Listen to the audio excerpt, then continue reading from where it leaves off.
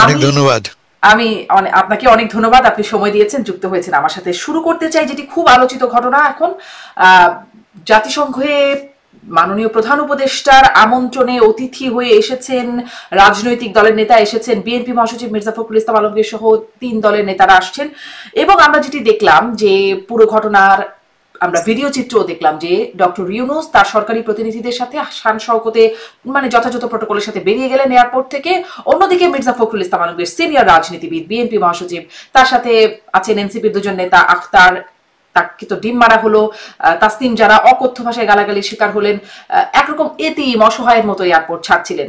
এটি আসলে আপনার একটু বিশ্লেষণ জানতে চাই, এটি কেন হলো, এটি কেমন বার্তা দিল? ধন্যবাদ। এর দুটো দিক আছে, কেমন? একটা হচ্ছে পলিটিক্যাল প্রোটেস্ট। আমেরিকার রাজনীতিতে পলিটিক্যাল প্রোটেস্ট এটা একটা গৃহীত ব্যবস্থা। এই যেমন আজকে আজকে মঙ্গলবার ডোনাল্ড ট্রাম্প সাহেব নিউ ইয়র্কে এসছেন, ভাষণ দিচ্ছেন, সারা শহর জুড়ে প্রোটেস্ট, সারা, এবং পুলিশও গ্রেফতার করছে, কোথাও কোথাও সামান্য দুর্ঘটনা ঘটেছে। ফলে প্রোটেস্টটা আমেরিকান পলিটিক্যাল কালচারের একটা অবিচ্ছেদ্য অংশ। এক, কিন্তু পলিটিক্যাল প্রোটেস্ট মানে ভ্যান্ডালিজম না। এর আগে আমরা দেখেছি যে বাংলাদেশ কনসুলেট ভবনে আক্রমণ হয়েছে, ভবনের দরজা সামান্য ভাঙা হয়েছে, ফলে পুলিশও ব্যবস্থা গ্রহণ করছে, মানে পুলিশই অ্যাকশন পর্যন্ত যেতে হয়েছে। কেন এটা হলো? একটা তো ব্যাখ্যা হচ্ছে এই যে যারা দায়িত্বে ছিলেন দায়িত্ব পুরোপুরি পালন করেননি। এর আগের ঘটনা দেখেছি আমরা, কনসুলেট থেকে সময় মতো পুলিশকে জানানো হয়নি। আমাদের তথ্য উপদেষ্টা নিজেই বলেছেন যে তার জানা মতে যখন আক্রমণ হচ্ছে তখনও পুলিশকে ফোন করা হয়নি। স্থানীয় একজন বাংলাদেশি আমেরিকান ফোন করে পুলিশকে 911 কল করে পুলিশকে ডেকেছেন। ফলে ব্যর্থতাটা পুরোপুরি কনসুলেটের কর্মাধ্যক্ষের বা যারা এর সঙ্গে যুক্ত তাদের। একই ঘটনা এখানে ঘটেছে। এখানে একটা বড় রকম মিসকমিউনিকেশন হয়েছে। আমরা যেটা জানি না এটা ইচ্ছাকৃত কিনা না ঘটে গেছে। মিসকমিউনিকেশনটা কি, যে বলা হয়েছিল যে ডেলিগেশন বেরোবে গেট 8 নম্বর গেট দিয়ে, কিন্তু বেরিয়েছে 4 নম্বর গেট দিয়ে। এখন তিনি 4 নম্বর গেট দিয়ে বেরোবেন এ কথা কনসুলেট সবার জানার কথা। এটা একটা চার্টার প্লেন নয়, এটা কমার্শিয়াল ফ্লাইট, এবং এই ফ্লাইটটা 4 নম্বরই নামে আমরা জানি, সবাই জানে, এটা নতুন কোনো ব্যাপার নয়। তারপরও 8 নম্বর কেন বলা হলো? আর 2 নম্বর, বিএনপি বা এনসিপি সমর্থকরা 8 নম্বর জানলো, অথচ আওয়ামী লীগ কি করে 4 নম্বর জানলো? ব্যাখ্যা দেওয়া হচ্ছে যে বিমানের ভেতরে, মানে এয়ারপোর্টের ভেতরে আওয়ামী লীগের সমর্থকরা ছিলেন, তারা ফোন করে জানিয়েছেন এবং সে কারণে সে খবর নিয়ে তারা মিছিল করেছে আর বিএনপির ইত্যাদি। কাছে কোনো ফোন ছিল না। তাই তো, এটা না, কিন্তু ফোন ছিল না, কিন্তু কথা হচ্ছে যে যারা ভেতরে ছিল তাদের মধ্যে কেউ কেউ বোধ করি আওয়ামী সমর্থক, ফলে এই ঘটনা ঘটেছে। আপনি ঠিকই বলেছেন, অকথ্য ভাষায়, বিশেষ করে জারাকে দেখেছি আমরা খুব কুৎসিত ভাষায় ব্যক্তিগতভাবে আক্রমণ করা হয়েছে। আক্তারকে তো ডিম ছোড়াই হয়েছে। এর আগে আমরা দেখেছি জ্যাকসন হাইটস এর আগের দিন কুত্তা কুত্তা বলে তাকে গাল দিয়েছে সব আওয়ামী লীগের নেতারা। এখন ঘটনাটা ঘটলো, এর সিগনিফিকেন্সটা কি? আমার চোখে কিন্তু এটা একটা উইন উইন সিচুয়েশন দুপক্ষের জন্যই। আপনার কাছে ঠাট্টা মনে হবে, কিন্তু আমার কাছে মনে হচ্ছে দুপক্ষ জিতেছে এই রাজনৈতিক সংঘর্ষের ফলে। কেন? 1 নম্বর, আওয়ামী লীগ কি চায়? আওয়ামী লীগ চায় এটা দেখাচ্ছে যে ইউনূস সরকার প্রত্যাখ্যাত, ইউনূস সরকার অবৈধ, তার বিরুদ্ধে দেশ জুড়ে এবং বিদেশেও প্রোটেস্ট হচ্ছে। দেখো আমরা প্রোটেস্ট করছি, এবং এখন আমরা অন্য কথাই বলছি না, শুধু ইউনূসের বিরুদ্ধে প্রোটেস্ট নিয়ে কথা বলছি। আমরা কত বড় প্রোটেস্ট হয়েছে দেখো। ফলে এটা খুব বড় ভিক্টরি একটা আওয়ামী লীগের। অন্যদিকে সরকারি দল কি বলছে? যে এই দলটি একটি শুধু ষড়যন্ত্রকারী না, একটা টেরোরিস্ট অর্গানাইজেশন। দেখো নিউ ইয়র্কে প্রবাসে যেও তারা এই সমস্ত কাণ্ড করছে। ফলে তাদের যে দেশের ভেতরে তাদের রাজনীতি যে আমরা নিষিদ্ধ করেছি বা রেস্ট্রিক্ট করেছি, বা তার দলের নিষিদ্ধ দাবি উঠেছে, একদম অযৌক্তিক নয়। কারণ এই দল যদি ক্ষমতায় আসে, ক্ষমতা প্রক্রিয়ার সঙ্গে যুক্ত হয়, তাহলে তার ডিসরাপটিভ হবে। ফলে আওয়ামী লীগও উইন করলো, আমাদের ইউনূস সাহেব উইন করলো। আমি কিন্তু এইভাবে ব্যাপারটা কিন্তু দেখছি। যারা আসলে হামলার শিকার হলেন, হেনস্থার শিকার হলেন, মির্জা ফখরুল বা তার যে দল বিএনপি, বিশেষ করে বিএনপির কথাই জানতে চাইবো, তারা তো প্রধান দল, দেশের একটি অন্যতম। তাদের কি হলো? ডক্টর ইউনূসের সরকার উইন করলো, আওয়ামী লীগ উইন করলো, আর বিএনপি? আমি বিএনপিকে ভাবছি যে সরকারের সঙ্গে তারা যুক্ত হইতে এসছেন, তারা তো ভিন্ন একটা বডি নয়। কিন্তু এটা ইন্টারেস্টিং ব্যাপার, এই যে চারটি দলের বা তিনটি দলের লোকরা এসছে, এরা সব ইউনুসের সঙ্গে সংযুক্ত হয়ে এসছেন। ফলে আক্রমণটা শুধু ইউনুসকে নয়, আক্রমণটা তার সঙ্গে যারা সঙ্গীদের উপরেও, এবং ভিক্টরিটাও তাদের সবারই একটা কমন গুণ। একথা প্রমাণ করা যে আওয়ামী লীগ একটি সন্ত্রাসকারী, একটি একটি আইন শৃঙ্খলা ভঙ্গকারী দল, যাদেরকে কোনোভাবেই রাজনৈতিক প্রক্রিয়ার মধ্যে রিইনভাইট করা যাবে না। ফলে সে ঠিকই আছে। ফখরুল সাহেব নিজে কি বলেছেন, উনি স্বীকার করেছেন যেটা মিসকমিউনিকেশনের ব্যাপার। উনি গতকাল সাংবাদিকদের বলেছেন, এবং উনি টুইটও করেছেন। তো উনি এটা খুব ব্যক্তিগতভাবে ব্যাপারটা তিনি নেননি। আমি বলবো ঠিকই করেছেন। এটা একটা ব্যর্থতা মূলত আমাদের কনসুলেট কর্তৃপক্ষের, এর বেশি কিছু নয়। তাহলে এই যে উইন উইন সিচুয়েশন, এটা কি উইন করার জন্য এরকমটি করা, মানে এই প্রশ্নটি পরিকল্পিত, উদ্দেশ্য প্রণোদিত, নাকি নিছক ব্যর্থতা, দায়িত্ব না না না, জ্ঞানহীনতা? ফ্রম আওয়ামী লীগের পার্সপেক্টিভ অ্যাবসলিউটলি পরিকল্পিত। আওয়ামী লীগের তো এটা আগে থেকে হ্যাঁ, তার আওয়ামী পরিকল্পনা লীগের তো করছে, আগেও পরিকল্পিত। তারা গেছে। কিন্তু এদিকে কি হয়েছে এটা আমরা এখন জানি না। আমি বিশ্বাস করতে চাই না যে কনসুলেটের ভেতরে এমন লোক আছে যারা এটা অ্যালাউ করেছে। এই ঘটনাটা ঘটে গেছে তাদের অদক্ষতা, তাদের ব্যর্থতার কারণে, আমার ধারণা। কারণ যারা নতুন নতুন কনসাল জেনারেল এসছেন, তিনি পুরোপুরি জানেনও না ব্যবস্থা, মাত্র তিনি এসছেন। ফলে আমার বিশ্বাস যে এটা তার অদক্ষতা। আমাদের এই সরকারও খুব অদক্ষ, আমরা জানি। অদক্ষ, প্রবাবলি অযোগ্য বলতে পারি আমরা। আহ, এবং তাদের যে নিয়োজিত কর্মকর্তারা, তারাও যে খুব দক্ষ বা যোগ্য বলে প্রমাণ দিচ্ছেন তা কিন্তু নয়। ফলে আমি মূল কথায় ফিরে যাই। তার ফলে এটা পলিটিক্যালি কনসুলেটের জন্য ড্যামেজিং, পলিটিক্যালি সরকারের অদক্ষতার প্রমাণ। কিন্তু রাজনৈতিকভাবে আমি বলছি আওয়ামী লীগ বড় উইন করেছে, এবং সরকার পক্ষীয় এই যে বড় ডেলিগেশন, তারা চাইলে এটাকে পলিটিক্যালি ব্যবহার করতে পারে তাদের পক্ষে, তারা তা করবেও। তাই হুম। আপনি তার মানে এটা দেখেছেন। আসলে মানে দুটোই হতে পারে, এটা উদ্দেশ্য প্রণীত বা পরিকল্পিত হতে পারে, আবার নিছক ব্যর্থতা যেটি হচ্ছে সেটাও হতে পারে। কিন্তু আমি এই কোয়াইট পরিকল্পনা লাইকলি ধরে আমি যদি নিই, কোয়াইট লাইকলি এটা ব্যর্থতা। এটা ব্যর্থতা পরিকল্পিত ভাবতে আমার ইচ্ছে হচ্ছে না, কিন্তু হবে না যে তার কোনো তা গ্যারান্টি নেই, একদম সেজন্যই। উড়িয়ে দেওয়া যায় না। আপনি বলছেন হ্যাঁ, যদি ধরি, যদি সেটি হয়ে থাকে, তাহলে কি বলির পাঠা বানানো হবে? মানে সেই আলোচনার মধ্যে কি বলির পাঠা হচ্ছেন মির্জা ফখরুল? এরা মানে যেভাবে আক্রমণাত্মক ছিল, আরো আরো একটু বেশি কিছুও হতে পারতো। হাতের কাছেই ছিলেন তারা, ক্ষুব্ধ জনগোষ্ঠী দেখে তো মনে হচ্ছিল আরো তো বেশি কিছুও হতে পারতো। এরকম এটা সম্মানিত ব্যক্তি মির্জা ফখরুল ইসলাম আলমগীর। এটা নিউ ইয়র্ক, এবং এখানে আপনি আইন ভঙ্গ করে সহজে পার পাবেন না। বলে আমার ধারণা যে এর বেশি একটা কিছু হতো না। মির্জা ফখরুল আক্রান্ত হয়েছেন, তিনি সেখানে ছিলেন বলে, অন্য কোনো কারণে নয়। কিন্তু সেই মুহূর্তে তিনি সেই স্পটে ছিলেন বলেই মির্জা ফখরুল এবং আক্তার লম্বা মানুষ, ডিম তার গায়ে লেগেছে। এর বাইরে কিন্তু কিছু না। এর মধ্যে ষড়যন্ত্র না খুঁজে বুদ্ধিমানের কাজ হবে। কিন্তু কেন না, তাকে আক্তার টার্গেট লম্বা করা মানুষ, হলো? ডিম তার গায়ে লেগেছে বিষয়টা কি তা? একদম মানে গালি দেওয়া হচ্ছিল সুনির্দিষ্টভাবে তাসনিম জারাকে, আক্তারকে রাজাকার এবং গালাজ বাকি যা করা হচ্ছিল, এবং কারেক্ট, ডিম্মার, কারেক্ট, আক্তারকে ডিম্মার, এই শব্দটিও কিন্তু আমরা শুনতে পাচ্ছিলাম। কারেক্ট। হ্যাঁ, রাইট, যেখানে রাইট। মির্জা ফখরুলকে নিয়ে কিন্তু কোন রকম মানে মির্জা ফখরুলকে আক্রমণ করো বা মির্জা ফখরুলকে মারো, মির্জা ফখরুলের সম্পর্কে একটা গালিও দেওয়ার অন্তত শোনা যায়নি। এটা কি নিশ্চয়ই লক্ষ্য করেছেন? আমি আওয়ামী লীগকে ভালো করে চিনি, যারা প্রবাসে কাজ করে। এরা অতটা পরিকল্পিতভাবে কাজ করেছে আমি বিশ্বাস করি না। এই ঘটনাটা তাৎক্ষণিকভাবে তাদের সামনে প্ল্যান ছিল, যাকেই পাবো তাকেই মারব। এর আগের দিনও দেখেছি মিছিল তারা করেছে জ্যাকসন হাইটসে, 50 লোক কুত্তা কুত্তা বলে গাল দিয়েছে মূলত উপদেষ্টাদের, ছাত্র নেতাদেরকে। বলে এইটি তাদের পরিকল্পনার অংশ, যে আমরা যাকে পাবো তাকে আক্রমণ করব।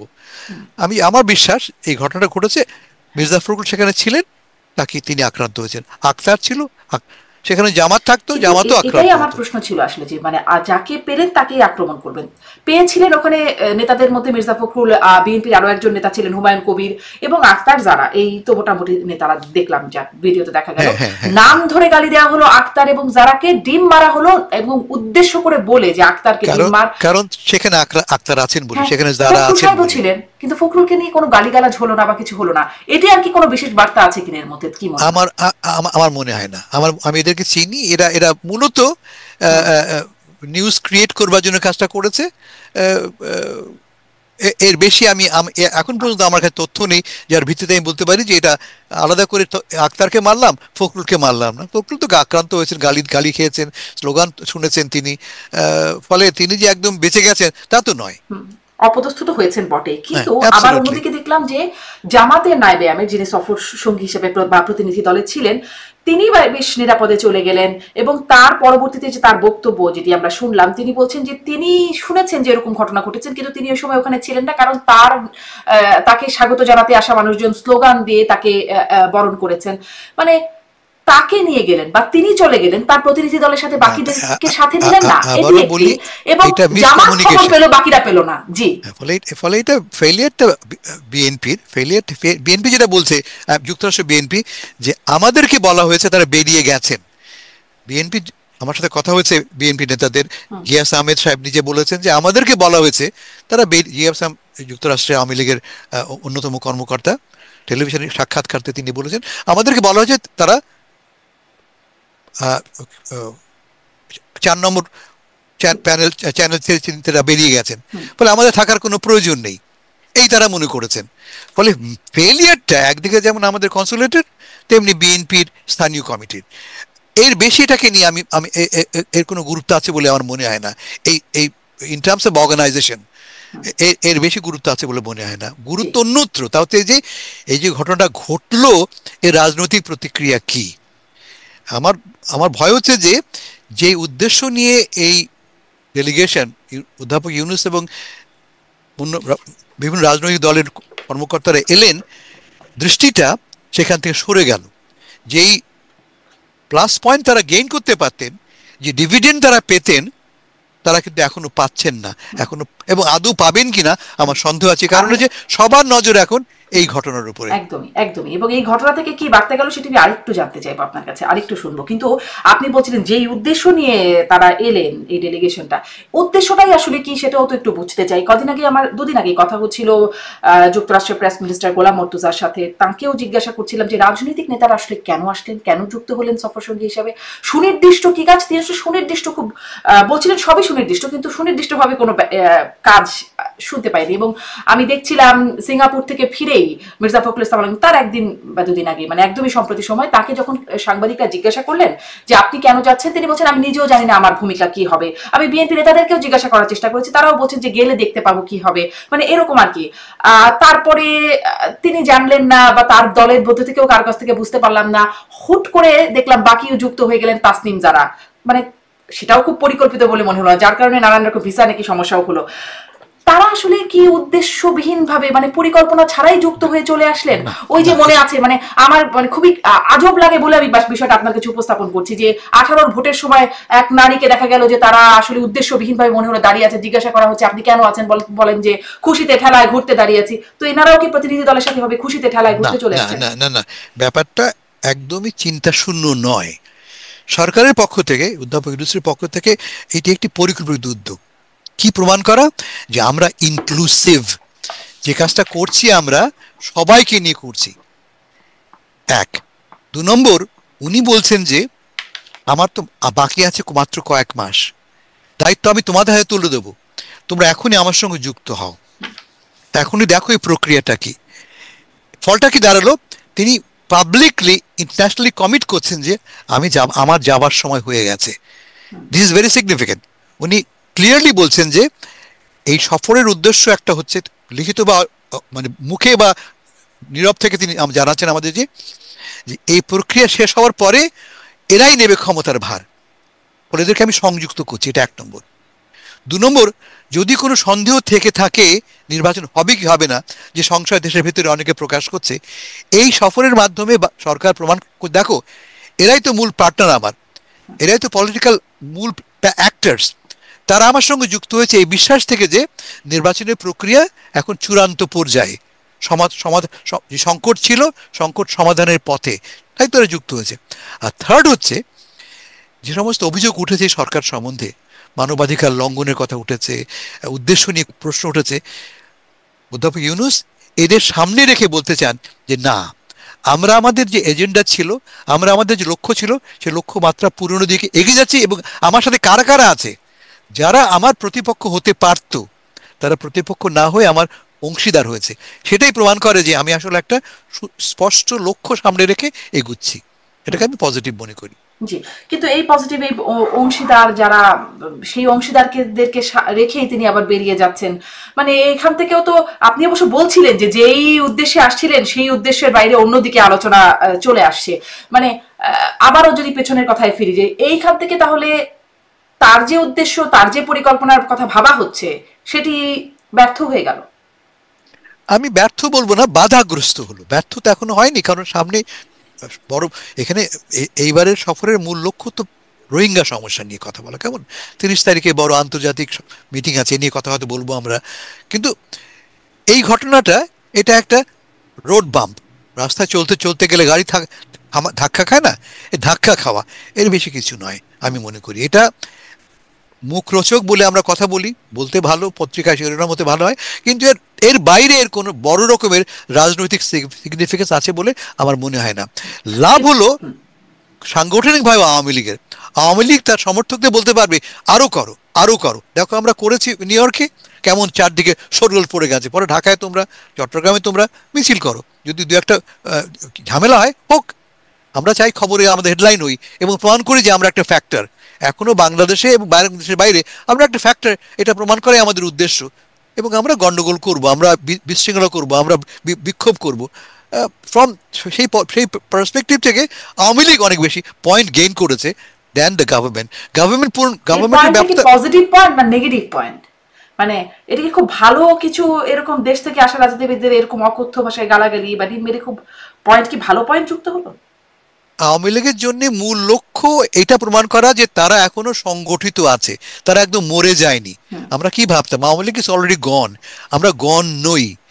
আপনি দেখেছেন এর আগে আরাফাত সাহেবের সাক্ষাৎকার, তিনি কি বলছেন? তিনি বলছেন যে আমরা 24 ঘন্টা কাজ করছি এই সরকারকে উৎখাত করবার জন্য। তো এটা উৎখাত প্রক্রিয়ার একটা অংশ। এটা বিশ্বকে বলা যে সরকার অবৈধ এবং আমরা তার বিরুদ্ধে, এবং আমরা একটা পটেন্ট পলিটিক্যাল ফোর্স প্রমাণ করছে। সেদিক থেকে আওয়ামী লীগের পয়েন্টটা, আওয়ামী লীগের যে কার্ডটা তারা ভালো ব্যবহার করেছে। অন্যদিকে যদি আমরা বলি ডিসেন্সির কথা বলছেন আপনি, পলিটিক্যাল ডিসেন্সির কথা বলছেন, বাংলাদেশে এই জাতীয় ডিসেন্সির অভাব হামেশাই ঘটে, সর্বত্রই ঘটে। আমরা এর আগে কি দেখেছি, জ্যাকসন হাইটসে আমাদের এখানে পাড়ায় দুই দল ওপেনলি মধ্যরাতে চেয়ার ছোড়াছুড়ি করছে। কোনো গোপন নতুন কোনো ব্যাপার নয়। আমাদের গায়ের গন্ধ যেমন ছিল এখনো সেই গন্ধ লেগে আছে। প্রশ্ন হচ্ছে যে এর থেকে কে কোনটা ফায়দা নেবে। এই মুহূর্তে আমার মনে হচ্ছে সরকারের চাইতে অনেক বেশি ফায়দা নিচ্ছে আওয়ামী লীগ। যদিও একজন গ্রেফতার হয়েছে কনসুলেটের ঘটনাও, গত 2 সপ্তাহ আগে ঘটনাতেও, তাতেও 4-5 জন গ্রেফতার হচ্ছে শোনা যাচ্ছে, যদিও আমরা কনফার্মেশন পাচ্ছি না। ফলে ব্যক্তিগতভাবে অনেকে ক্ষতিগ্রস্ত হবে, এদেরকে দেশ থেকে বের করে দেওয়া হবে। আমেরিকায় যদি আপনি আইন ভঙ্গ করেন এবং যদি আপনার লিগাল স্ট্যাটাস না থাকে, কোয়াইট লাইকলি আপনাকে দেশ থেকে বের করে দেওয়া হবে। ফলে এদের উপরে বন্দুক রেখে আওয়ামী লীগ কিন্তু মোটামুটি একটা শো ডাউন করলো, মোটামুটি একটা শো ডাউন করলো পলিটিক্যালি তাদের জন্য। আমি শিওর দিল্লিতে বসে শেখ হাসিনা খুব সন্তুষ্ট আছেন এই মুহূর্তে, বা ভালো তো আমার কর্মীরা হেসে খেলে কাজ করে বেড়াচ্ছে। কিন্তু আপনার যে মূল প্রশ্ন ছিল এতে দেশের কি হলো, দেশে ভাবমূর্তি ক্ষুণ্ণ হলো। অনেকে বলছে ছিচি করছেন, আপনিও ছিচি করছেন, আমি ছিচি করছি না। এরকম ঘটনা আগেও ঘটেছে, এখনো ঘটবে, শুধু আমাদের ক্ষেত্রে নয়, অন্য দেশের ক্ষেত্রেও। কিন্তু এই দেশে যখন অন্য জি জি, আপনি বলছিলেন ট্রাম্পের বিষয়ে, বলছিলেন যে আজকে সেখানেও বড় একটা প্রোটেস্ট সারা নিউ ইয়র্ক জুড়ে, মানে সারা দিন ধরে চলছে এই মুহূর্তে। আমি একটু এটাও আসবো, আপনি বলছিলেন যে প্রবাসী যারা আক্রমণ করলো তাদের আইনি প্রক্রিয়ায় যাবে, সেখানেও একটু আসবো, বা প্রবাসীদেরই ইন টোটাল কোনো সমস্যায় পড়তে হবে কিনা সেদিকেও একটু আসবো। এখন যেহেতু অভিবাসন নিয়ে ট্রাম্পের একটা খুব একটা কড়া অবস্থানে আছেন, একটু ওদিকে আসে। কিন্তু এই যে সরকারও নিন্দা জানাচ্ছে এই বিষয়ে, আমরা দেখলাম প্রেস সচিব নিন্দা জানিয়েছেন, সরকার বলছেন এই সহিংসতা, কিন্তু তাদেরও আসলে নিন্দা জানানোর ভাষাটা, সেটাও তাদের অবস্থানটা কতটা, দেশে যখন এরকম মানে আইনের বাইরে গিয়ে দেখা যায় নুরুল হুদার গায়ে ডিম মারা হচ্ছে, মঞ্চ 71 নামে যখন বসছে তখন তাদেরকে মব এসে অকথ্য ভাষায় গালাগালি, হয়রানি, মানে গায়েও হাত তোলা হচ্ছে, সেরকম হচ্ছে। এবং তখন প্রেস সচিব যখন বলছেন এটা প্রেশার গ্রুপ, তখন আসলে এই নিন্দার ভাষাটাও যৌক্তিক মনে হয় কিনা সরকারের মানে প্রেস সচিবের কাছ থেকে বা সরকারের কাছ থেকে? এখন এই প্রেস সচিবকে নিয়েও তো সমস্যা আছে। তিনি কখন কি বলেন বা বলেন না তা নিয়েও আমরা খুব একটা স্পষ্ট নেই। তিনি বাংলা ইংরেজি মিলিয়ে কি বলেন সবসময় ভালো বুঝিও না আমরা। তবে এই কথাটা যে এটা একটা প্রেশার গ্রুপ, এটা তো ঠিক। আমি যেটা আগে বুঝিয়ে বললাম, রাজনৈতিকভাবে চাপ সৃষ্টি করা, রাজনৈতিকভাবে নিজের প্রতিবাদটা প্রকাশ করা, that's what they have done. সেদিক থেকে is publicly perfectly all right. কিন্তু আমাদের সরকারের পক্ষ থেকে ম্যানেজ করার চেষ্টা হচ্ছে যে এই কাজটা মূলত একটা আইন শৃঙ্খলা জনিত ব্যর্থতা। এটা মূলত আইন শৃঙ্খলা জনিত ব্যর্থতা, এর বাইরে কিছু নয়। এবং প্রবলি তাই, এর থেকে খুব বড় ডিভিডেন্ড কিন্তু আওয়ামী লীগ পাবে না। ক্ষতিগ্রস্ত এই মুহূর্তে মনে হচ্ছে যে আমাদের সরকার, সবাই আমরা তাকে সমালোচনা করছি, কনসাল জেনারেল চাকরি যাবে, দাবি চাকরি চলে যাওয়ার দাবি উঠেছে, দেখলাম আক্তার সে তেমন দাবি তুলেছে, বিচার করতে হবে। এটা একটা মূলত বিউরোক্রেটিক ইনএফিসিয়েন্সি। তার মূল কারণ আমি আগে বলেছি, এরা অদক্ষ। যারা এসছেন সদ্য এসছেন, খানিকটা বিস্মিত, খানিকটা হতভম্ব, খানিকটা কিংকর্তব্য বিমূঢ় হয়ে পড়েছেন। কি করব জানেন না তারা। যেমন আগের ঘটনা কি ঘটেছে, তারা ফোন পর্যন্ত করেননি পুলিশকে আগে থেকে অ্যাডভান্স সিকিউরিটি নিয়ে। তারা অ্যান্টিসিপেট করতে পারেন যে এই ঘটনা ঘটবে। অ্যান্টিসিপেট না করতে পারাটাই তো ব্যর্থতা। অবশ্যই ঘটনা ঘটবে, আমরা জানি, শহরের সবাই জানে যে দল বেঁধে যাবে। এত ব্যর্থ, এত অযোগ্য মানুষ আসে কোথা থেকে? মানে এতগুলো ঘটনা ঘটে গেল, ডক্টর ইউনূস লন্ডনে গেলেন, মাহফুজ আলম, আসিফ নজরুল, একের পর এক ঘটনা তো ঘটেই যাচ্ছে। এর আগে জিনিভায় ঘটেছে, এখন লন্ডনে ঘটেছে, এখন নিউ ইয়র্কে ঘটলো। ক্লিয়ারলি এই সরকার এফিশিয়েন্ট না, কম অভিজ্ঞ, কম দক্ষ। কিন্তু এর পেছনে ষড়যন্ত্র আছে আমি মনে করি না, এটা অদক্ষতা মূলত। জি জি, মানে এত অদক্ষ লোককে নিয়োগ দেওয়া, সেখানেও মানে এটা কেন জানি মানে শুধুমাত্র অদক্ষতা মানতে খুবই কষ্ট। এত অদক্ষ মানুষ হয় কি করে, খুব আজব লাগে আসলে। আমাদের দেশের ভেতরে আমাদের স্বাস্থ্যমন্ত্রী কতটা দক্ষ আপনি জানেন, আমাদের স্বরাষ্ট্রমন্ত্রী কতটা দক্ষ আপনারা জানেন। এসব প্রশ্ন তো আমাদের আছেই, তো প্রত্যেককে নিয়েই আছে। আর সেখানে আপনি একজন কনসাল জেনারেল দক্ষতা নিয়ে প্রশ্ন করছেন। তো খুঁজে খুঁজে এত অদক্ষ মানুষগুলোকে, মানে অদক্ষেরও তো একটা লিমিট থাকে, এত অদক্ষ মানুষদেরকে খুঁজে খুঁজে কিভাবে অ্যাপয়েন্টমেন্ট করা হলো, এটা নিশ্চয়ই বিশাল একটা ক্যারিশমা এই সরকারের। এটাও একটু আপনার কাছে জানতে চাই যে এই সরকারে থাকার সময়ও বা সরকারের অংশীদার এই হিসেবে যখন যাচ্ছেন, তখনও তারা যেভাবে হেনস্থার শিকার হচ্ছেন, মাহফুজকে দেখলাম কদিন আগে, আক্তার, তাসনিম জানারা বিশেষভাবে যেভাবে অপদস্থ হলেন, সামনে যখন এই সরকার থাকবে না, তখন তাদের কি হবে? বাইরে, দেশের বাইরে যখন যাবেন, কি অবস্থার শিকার হবেন, কি মনে হয়?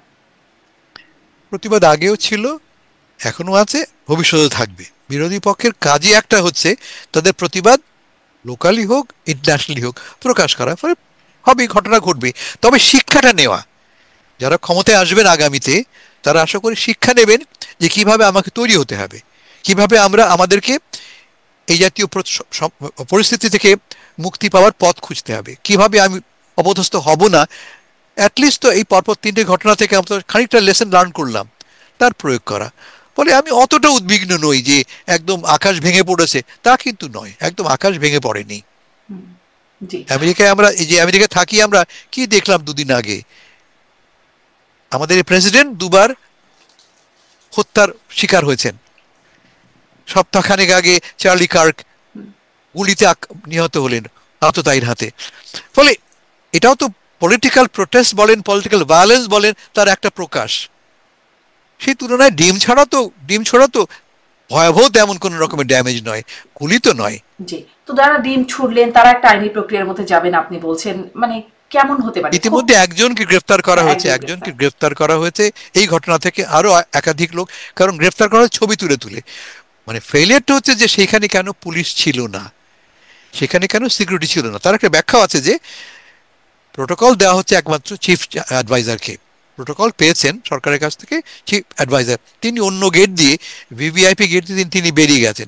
বাকি সবাই কিন্তু প্রোটোকল পাননি। আমি জানি যে আমি এটা কনফার্ম করতে পারি আপনাকে যে অধ্যাপক ইউনূস নিজেই অনুরোধ করেছিলেন তাদেরকেও প্রোটোকল দেওয়া হোক, ব্যক্তিগতভাবে রিকোয়েস্ট করেছিলেন যে এরাও যেন আমার সাথে আসতে পারে। কিন্তু নিরাপত্তা প্রহরীরা তাকে সে সুযোগ দেয়নি, কারণ তাদের মধ্যে সেই নিয়মটা নেই, সেই আইনটা নেই, সেই সিদ্ধান্ত আগে থেকে তৈরি ছিল না। সেটাও তো জানা থাকবারই কথা ছিল, যেখানে অনুরোধে কাজ হয় না, এখানে নিয়মে কাজ হয়। প্রধান উপদেষ্টা অনুরোধ করতেই গেলেন কেন, আর এসব ব্যবস্থাপনা না করে এভাবে আসাই বা কেন? মানে এই অনুরোধের মাহাত্ম্য কি? কোনো মাহাত্ম্য নেই। এটাই প্রধান উপদেষ্টা সাহেব ভেবেছেন বোধ করি তার ব্যক্তিত্ব, তার খ্যাতি, তার প্রভাব হয়তোবা কোনো রকমের ফল দেবে, অথবা সিম্পলি তিনি মানবিকভাবে আমার বন্ধুরাও এসছে, এদেরকে অ্যালাউ করো। আমি হলো তাই করতাম। আমার পরিবারের 5 জন সাথে নিয়ে এসেছি আমি, একলা আমাকে একটা গেট দিচ্ছে, বাকি 4 জন অন্য গেট। হলে আমিও বলতাম ভাই এদেরকে আসতে দাও। এটাও কোনো আনইউজুয়াল কিছু নয়। সাকসেসফুল হননি তিনি, ঠিক আছে, কিন্তু তিনি করেছেন যে এটা তার দায়িত্ববোধের প্রকাশ বলে মনে করি আমি। এটা কোনো দুর্বলতা নয়। জি, মানে দায়িত্ব, সেটাই প্রশ্নটা এখানেই আসছেন। রাজনৈতিক দলের নেতারা যেখানে ব্যর্থতার কথা বলছেন, নুরুল হক নূরের যে দল গণ অধিকার পরিষদ, তার সেকেন্ড ম্যান রাশেদ খান, তিনিও মানে আগেও বলেছেন যে এরকম হবে, পরেও বলছেন, মানে সবাই বলছেন, আমি জাস্ট একজনের নাম উল্লেখ করলাম। সেখানে দায়িত্ববোধ থাকলে তো আগে থেকে ব্যবস্থা করবার কথা ছিল। হুট করে এই প্রক্রিয়ার মধ্যে ঢুকে যাচ্ছেন, যেন যুক্তরাষ্ট্রে আসা মুখের কথা, কোনো প্রক্রিয়া লাগে না, হুট করে দলে যুক্ত হয়ে যাচ্ছেন, এসে মুখে অনুরোধ করছেন ভাই একটু আসতে দেন। মানে এই বিষয়গুলো খুব হালকা হয়ে যাচ্ছে কিনা, একটা রাষ্ট্রীয় ব্যবস্থাপনায় আসছেন, একটু হালকা মনে মনে হচ্ছে না? খানিকটা, ক্লিয়ারলি খানিকটা। আমরা বারবারই জি, বলছি যে পুলিশকে ইনফর্ম করা, পর্যাপ্ত নিরাপত্তা প্রহরীর ব্যবস্থা করা, যদি পুলিশ না আসে সেক্ষেত্রে প্রাইভেট সিকিউরিটির ব্যবস্থা করা, এটা কোনো কঠিন ব্যাপার নেই। নিউ ইয়র্কে আপনি অনায়াসেই যে কোনো একটা ফার্মকে এমপ্লয় করতে পারেন। করা উচিত ছিল, করা হয়নি। আবারও বলি, এটা অভিজ্ঞতার অভাব এবং দক্ষতার অভাব, এই দুটোই সরকারে যেমন আছে, বাংলাদেশে যেমন আছে, বাংলাদেশের বাইরেও আমরা দেখতে পাচ্ছি এই দক্ষতা ও অভিজ্ঞতার অভাব।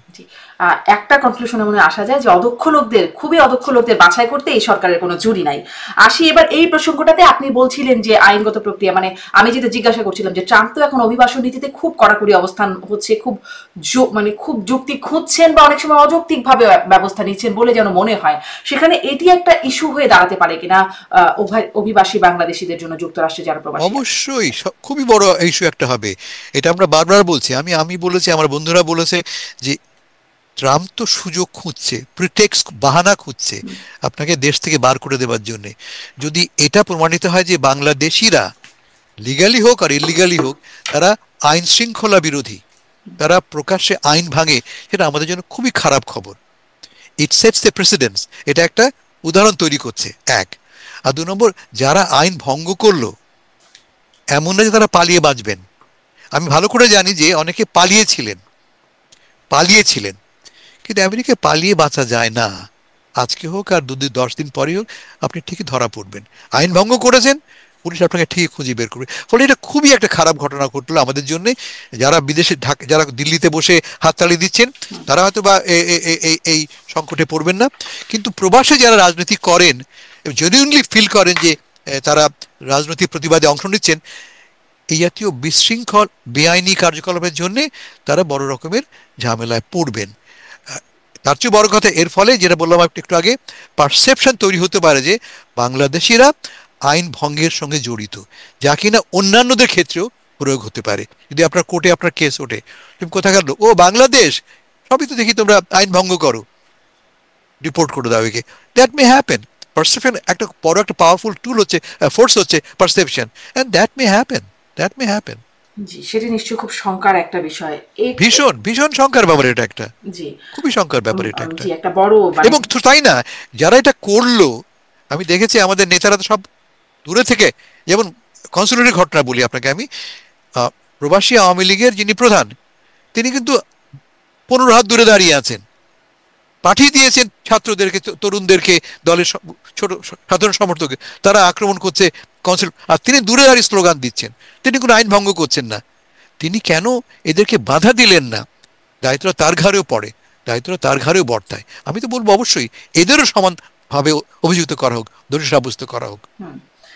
কিন্তু আবার ওই যে তারা আসলে কি করবেন, মানে তারা তো দেশে কোথাও কোনো কথা বলতে পারছেন না, রাজনৈতিক কার্যক্রম নিষিদ্ধ, তাদের বক্তব্যটা কোথায় কিভাবে জানবেন? তাই বলে আইন ভঙ্গ করবেন? আইন, এখানে তো প্রতিবাদ করার অনেক রকম পথ আছে, প্রতিবাদ আপনি করুন।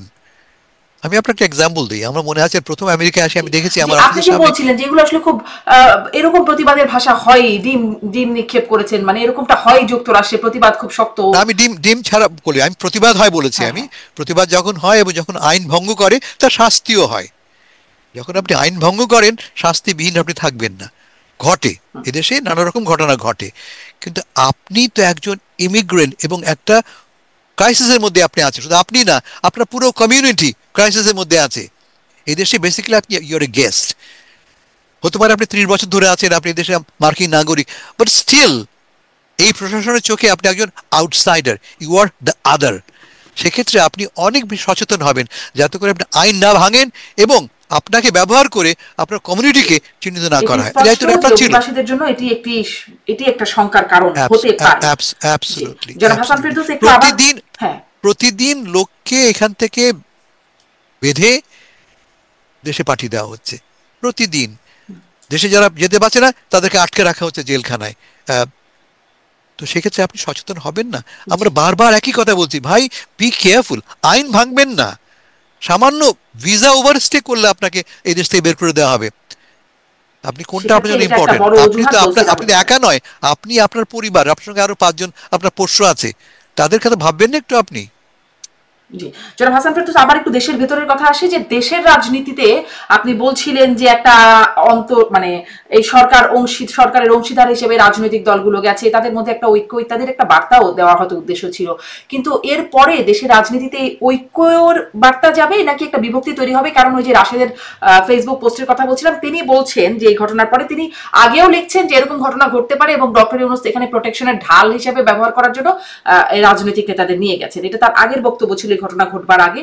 আর তারপরে তিনি লিখছেন যে ডক্টর ইউনূস সরকার আসলে ব্যর্থ এবং এই সরকার আওয়ামী লীগকে পুনর্বাসন করছে, এমনকি ডক্টর ইউনূস হাসিনার পরামর্শে দেশ চালাচ্ছেন, এরকমটাও লিখছেন রাশেদ খান, এবং যেই রাশেদ খানদের দল এনসিপির সাথে এখন একীভূত হচ্ছে।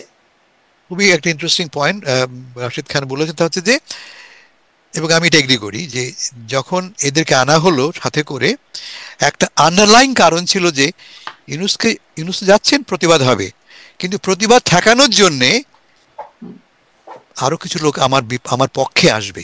ইউনূসের পক্ষে তো কোনো দল নেই, তার তো কোনো পলিটিক্যাল পার্টি নেই যে আমার ক্যাডারকে বলবো আসো আমাকে রিসিভ করো। তার ক্যাডারের দায়িত্বটা পালন করছে এই বাকি যারা যাচ্ছেন, জামাত হোক, বিএনপি হোক আর এনসিপি হোক। এটি একটা আন্ডারলাইন উদ্দেশ্য ছিল এদের সঙ্গে আনার। কিন্তু মাথা রাখবেন যে মুহূর্তে এরা রাজি হচ্ছে এই দলের সঙ্গে আসতে, তারা কিন্তু বাই ইন করছে, তারা কিন্তু কিনে নিচ্ছে এই এই এই ভার্সনটা যে আমি অধ্যাপক ইউনূসের সঙ্গে আছি, আমরা একসাথে আছি, এই যাত্রাটা আমরা একই নৌকার যাত্রী, এটা কিন্তু তারা কমিট করছে। ফলে দেশে ফিরে কি বলবো জানি না আমরা, কিন্তু এই মুহূর্তে বার্তাটা তারা দিচ্ছে বিশ্ব সমাজকে, আমাদেরকে, সবাইকে, যে আমরা we are together in this journey. কেমন? ফলে এটি লাভজনক, সবচেয়ে বেশি লাভজনক অধ্যাপক ইউনূসের জন্যে। এখন কতটা বিএনপির জন্য, কতটা এনসিপির জন্য আমি জানি না, সেটা অন্য প্রসঙ্গ, কিন্তু ইউনূস সাহেবের জন্য একটা ভীষণ রকমের বড় একটা ভিক্টরি। এখন চ্যালেঞ্জ হচ্ছে, ধরো যে বিএনপি, জামাত, এনসিপি, এটা তো সবাই এক সুরে কথা বলে না। এখন দেশে ফিরে তারা যদি 3 সুরে কথা বলে, তখন প্রশ্ন উঠবে, ভাই তোমরা কি এটা অ্যান্টিসিপেট করতে পারোনি? তোমাদেরও তো ব্যর্থতা আছে, তোমরা কোন মুখে গেলে? জেনেই গেলে কি, নাকি ইউনূসকে এম্বারাস করবার জন্য কাজটা তুমি করলে? এ প্রশ্ন উঠতে পারে। আমার নিজের ধারণা যে, প্রাথমিকভাবে কথা বলে, কথা শুনে আমার যে ধারণা হয়েছে যে এরা এর জন্য প্রস্তুত ছিল না। এরা পুরোপুরি রিলাই করেছে সরকারের ব্যবস্থার উপরে। সরকারের ব্যবস্থার উপরে রিলাই করে, কিন্তু একই যাত্রায় ভিন্ন ফল হলো। জামাতের জন্য একরকম, তাদের স্বাগত স্লোগান দিয়ে তিনি চলে গেলেন জামাতের নেতা, বিএনপি আর এনসিপি অসহায় এতিমের মতো ডিম নিক্ষিপ্ত হলো বা গালিগালাজ খেলো। তাহলে এটিও দেশের রাজনীতিতে আসলে কি বার্তা? আমি আবারও বলি, এটাকে এত বড় করে না দেখি আমরা, এটি একটি ঘটনা, এরকম ঘটনা, রাজনৈতিক ঘটনা আরো ঘটবে, ঘটতে পারে। এর ফলে যে একদম একটা আর্থকোয়েক হয়ে গেছে তা কিন্তু নয়। এটা আমরা এখন মুখরোচক বলে এটাকে নিয়ে আমরা কথা বলছি আমরা, কিন্তু আগামীকাল যখন নতুন ঘটনা ঘটবে, যখন ইউনূস যাবেন জাতিসংঘে 26 তারিখে ভাষণ দেবেন, আমাদের নজরটা অন্যত্র চলে যাবে। তার অন্যদিকে গেল, আমাদের আসলে অনেক বড় বড় ঘটনা থেকে নজর সরে যায়, কিন্তু নজর চলে গেল অন্যদিকে। কিন্তু এই যে তারা যে হেনস্থার শিকার হলেন, তারা কি এই বিষয়টাকে খুব নজর এড়িয়ে দেবেন যে আসলে কোনো ঘটনাই ঘটে নাই, জামাতের নেতা মহাশান শওকতের সাথে বা ডক্টর ইউনূস চলে গেছেন, জামাতের নেতাও চলে গেছেন, আর তারা আক্রান্ত হলেন? আমার মনে হয় না যে ব্যাপারটা জামাত বনাম বিএনপি ভাবে কেউ দেখেছে। আমি প্রথম শুনছি আপনার কাছ থেকে যে আপনি জামাতকে এবং বিএনপিকে আলাদা করে চিহ্নিত করছেন। ব্যাপারটা তা ঘটেনি, অন দ্য গ্রাউন্ড, মাটিতে তা ঘটেনি। এটা পিওরলি মিসকমিউনিকেশন, পিওরলি মিসম্যানেজমেন্ট। এর বেশি কিছু নয়। এবং এই মিসম্যানেজমেন্টের ফায়দা একমাত্র পেয়েছে আওয়ামী কিন্তু লীগ। কিন্তু আচ্ছা, মিসম্যানেজমেন্ট এটা না হয় কর্তৃপক্ষের মিসম্যানেজমেন্ট, কনসুলেটের মিসম্যানেজমেন্ট বা তাদের, কিন্তু আপনি বলছেন জামাত আর বিএনপিকে আলাদা করে দেখার সুযোগ নেই। আপনি আর আমি যদি একসাথে একটা জায়গায় যাই, আপনাকে এসে স্লোগান দিয়ে স্বাগত জানিয়ে নিয়ে গেল আর আমাকে অসহায়ের মতো রেখে গেল, মানে আপনি কি দেখবেন না যে আপনার সাথে যিনি আসছেন তিনি একজন সিনিয়র নেতা বা বড় দলের অন্যতম নেতা, তারা তারা কোথায় যাচ্ছেন সেটি, এটিকে আসলে এটি কি সৌহার্দ্যের মধ্যে পড়ে না, বা এটি একটা স্বাভাবিক কালচার না? এগেইন আমি বলছি যে এই কাজটি করতে ব্যর্থ হয়েছে। আবার বলি, ইউনূস সাহেব বেরিয়ে গেছেন ভিআইপি প্রোটোকল দিয়ে, তাকে আমেরিকার সিকিউরিটি তাকে প্রোটেক্ট করছে এবং সবার নজর তার দিকেই। এবং যে মুহূর্তে তিনি বেরিয়ে গেলেন, আমাদের এই অদক্ষ কর্মচারীরা মনে করলেন, সরকারি কর্মচারী মনে করলেন আমার কাজ তো হয়ে গেছে ভাই। কারণ এদের রিসিভ করবার জন্য 500 লোক আছে, 500 বিএনপি, 300 জামাত, 200 বা 100 এনসিপি আছে, আমার কিছু করার নেই। এই যে ভুল অঙ্কটা তারা করেছেন, এই ভুল অঙ্কটা করার ফলে এটা হয়েছে। কারণ প্রত্যেকটা দলে কিন্তু লোক নিয়ে গেছে। এনসিপি, জামাত, ফখরুল সাহেব বলেছেন আমার 500 লোক ছিল, জামাত বলছে আমার 300-400 লোক ছিল, শুনতে পাচ্ছি সকালে এনসিপি লোকও গেছে। তাদের দায়িত্ব ছিল এদেরকে প্রোটেক্ট করা, তাই তো? সেই উদ্দেশ্যে তো এরা গেছে, প্রোটেক্ট শুধু করা নয়, এদেরকে ওয়েলকাম করা। ফেল করেছে, এই ফেলার তো তার মানে হয় সর্বপক্ষের একটা ফেলিয়ার মিলে এরকম একটা পরিস্থিতি তৈরি হয়েছে। কিন্তু আমার এই যে বিবেচনায়। বেছে বেছে তিনটি দল থেকে নিয়ে আসলে, আমরা অতীতেও দেখেছি যে কোনোখানে প্রধান দল হিসেবে তিন দলকে দেওয়া হয়, বিএনপি, জামাত এবং সাথে আসে এনসিপি। এখানেও আবার সেখানেও সমতা আনার জন্য শেষ মুহূর্তে এসে, শেষ দিনে যেদিন আসছে একজন সেদিন এসে একজন এই বহরে যুক্ত করা হলো। অন্য রাজনৈতিক দলের কাছে আসলে এখান থেকে কি বার্তা যায়? সমতা এই তিনটি দলের মধ্যে করা যায়, এই তিন দলকে আসলে সমান কিভাবে সমতা হয়? তাহলে বাকি দলগুলো কোথায়? এটি কি আসলে একটা বিভক্তির জায়গা তৈরি করছে, নাকি কি করছে? করবে? যারা যেতে পারলেন না, আসতে পারলেন না, তারা তো কমপ্লেন করবেনই। কিন্তু কিন্তু ইউনূস সাহেব কত লোককে আনবেন? দেশে 35টা, 100টা, 150টা রাজনৈতিক দল মিটিং করছে, 3 ডজন পলিটিক্যাল পার্টি মিটিং করছে ঐক্যমতের কমিটির সময়, সবাইকে নিয়ে আসবো আমি? ইউনূস সাহেব, অধ্যাপক ইউনূস এবং তার সরকার মনে করেছে যে এটি এরাই প্রধান রাজনৈতিক, 3টি প্রধান রাজনৈতিক দল, তাদেরকে নিয়ে যাচ্ছি আমি। এটা আমি কোনো অপরাধ দেখি না, বাট ইউর রাইট, এর ফলে যারা যেতে পারলেন না তারা তো প্রতিবাদ করতেই পারেন, কিন্তু আপনি অসন্তুষ্ট কি এটা বোধ বুঝে, করতেই পারেন। এটি একটা পুরনো প্রশ্ন, কারণ এটি আসলে বেশ অনেকদিন ধরে বিভিন্ন আয়োজন থেকে এই প্রশ্নটা আসছে যে এনসিপি কিভাবে প্রধান রাজনৈতিক দলে চলে আসে? তাদের এখনো নিবন্ধন হয় নাই, কোনোদিন ভোট করে নাই, গণ অভ্যুত্থানে তাদের নেতৃত্ব ছিল সব দল থেকে, অথচ বলা হয় সব দল থেকে এই গণ অভ্যুত্থানে গেছে। বিএনপির বড় স্টেক ছিল, জামাতের ছিল, কিন্তু বাকি দলগুলোর ছিল। নুরুল হক নূর আসলে 18 সাল থেকে এই আন্দোলনটা করছে, সব দলেরই ছিল। এনসিপি কিভাবে প্রধান দলের তালিকায় চলে আসছে? এটি একটি জটিল প্রশ্ন, কিন্তু আমরা এও জানি যে এনসিপি সবার চোখে, মিডিয়ার চোখে স্পেশালি, এই আন্দোলনের প্রধান চালিকা শক্তি বলে নিজেদেরকে স্থান করে নিয়েছেন। এতে আপনারও ভূমিকা আছে, হয়তো আমারও ভূমিকা আছে। এনসিপি যে প্রধান শক্তি তার একটা প্রমাণ হচ্ছে এই যে ইউনূস সাহেব নিজে বলেছেন যে আমাকে অ্যাপয়েন্ট এরাই করেছে। ইউনূস সাহেব একথাই বলেছেন যে এরা হচ্ছে গিয়ে মেটিকুলাস ডিজাইনার, এরাই আন্দোলনটা করেছে, বলে স্বীকৃতি তিনি হাইস্ট লেভেল থেকে পেয়েছেন। আপনি অস্বীকার করেন কি করে? ফ্রম দ্য হাইস্ট লেভেল তারা স্বীকৃতি পেয়েছে যে এই আন্দোলনের প্রধান শক্তি এরা। এখন বাইরে থেকে কারা কি করলো না করলো, এখন তাদের মধ্যে দ্বন্দ্ব বেড়ে দেখতে পাচ্ছি আমি, ওনারশিপ নিয়ে, ক্রেডিট নিয়ে। কিন্তু মিডিয়া তো মিডিয়ায় তো এটাই প্রমাণিত হয়েছে, এবং এ নিয়ে তর্ক করার কোনো অবকাশ নেই। তা হচ্ছে যে এরা মিডিয়ার ডার্লিং। ফলে যদি কেউ অসন্তুষ্ট হয়, ভাই এটা তো তোমাকে ভোগ করতেই হবে, তুমি পারোনি মিডিয়াকে বিট করতে, এদেরকে বিট করতে মিডিয়ার অ্যাটেনশনের জন্যে। মানে তাহলে লেভেল প্লেইং ফিল্ডের কি বার্তা আসলে যাচ্ছে, যে কারা প্রধান দল, তাদের মধ্যে কারা আসলে গণ অভ্যুত্থানের প্রধান নেতৃত্বে ছিল? এখান থেকে সামনের নির্বাচনে অনেকেই শঙ্কা করছেন রাজনৈতিক দলগুলোর মধ্যে, এমনকি বিএনপিও এই শঙ্কা করেছে, বিএনপিও এই কথা বলেছে, লেভেল প্লেইং ফিল্ডের কথা বলেছে। সেই বিষয়ে কি বার্তা যাচ্ছে? লেভেল প্লেইং ফিল্ডটা কি? এর মানে হচ্ছে যে সবাইকে সমানভাবে অংশগ্রহণের সুযোগ দেওয়া, এটা লেভেল প্লেইং ফিল্ড। আমাদের যখন আমেরিকা প্রতি বছরই বলতো যে আমাদের ফিল্ডটা লেভেল প্লেইং ফিল্ড নয়, তার কারণ অপোজিশনটা এক্সক্লুডেড, বিরোধী পক্ষ নানাভাবে নির্বাচনী প্রক্রিয়ার সঙ্গে যুক্ত হতে পারছে না। সে কারণেই বলা হচ্ছে যে খেলার ম্যাটটা সমান নয়। এখন তো সমান, সবাই সংযুক্ত হতে পারছে। এখন কে একটু বেশি অ্যাটেনশন পেলো, কি কম অ্যাটেনশন পেলো, এর ফলে ফিল্ডটা কিন্তু আনলেভেল হয়ে যায় না। কেমন? It's a political fight. এই ফাইটটা আপনাকে ভেতরে বাইরে করতে হবে। আপনি না পারলেই বলবেন ফিল্ডটা লেভেল না, অভিযোগ করলে আমি হাসবো, এর বাইরে তো কিছু নয়, এটা নিয়ে উত্তেজিত হওয়ার কিছু নেই, ফিল্ডটা প্রিটি লেভেল। এই অর্থে যে সবাই সমানভাবে এই নির্বাচনী প্রক্রিয়ায় রাজনৈতিক প্রক্রিয়ার সঙ্গে যুক্ত হতে চাইলে যুক্ত হতে পারেন, এবং সবাই হচ্ছিল সমানভাবে তারা। পারে, কিন্তু কেউ কেউ একটু বেশি পারে আর কি, বেশি সুবিধা পায়, সেটি কি আপনি চোখে বলতে পড়বে না? পারেন যে বিএনপির সাথে একটা অলিখিত চুক্তি হয়েছে কি, প্রশ্ন করতে পারেন আপনি। বিএনপির সঙ্গে, জামাতের সাথে এনসিপির সঙ্গে অলিখিত চুক্তি হয়েছে কি? অলিখিত চুক্তি হতে হতে পারে মূলত পারসেপশনের কারণে। কারণ আপনারা জানেন লন্ডনে যে ঘটনা ঘটলো, তারেক সাহেবের সাথে ইউনূস সাহেবের সাক্ষাৎকার ইত্যাদি ইত্যাদি, একটা পারসেপশন তৈরি হয়েছে। আমরা কোনো কনক্রিট প্রমাণ পাইনি, কিন্তু প্রমাণটা কি পাচ্ছি আমরা, যে এই নির্বাচনী প্রক্রিয়ার সঙ্গে প্রত্যেকের যুক্ত হবার সুযোগ রয়েছে, প্রত্যেকে যুক্ত হতে পারেন। এবং যেমন এখন তর্ক উঠেছে শাপলা শাপলা কি বলে প্রতীক নিয়ে, এটি তো আইনি প্রক্রিয়া।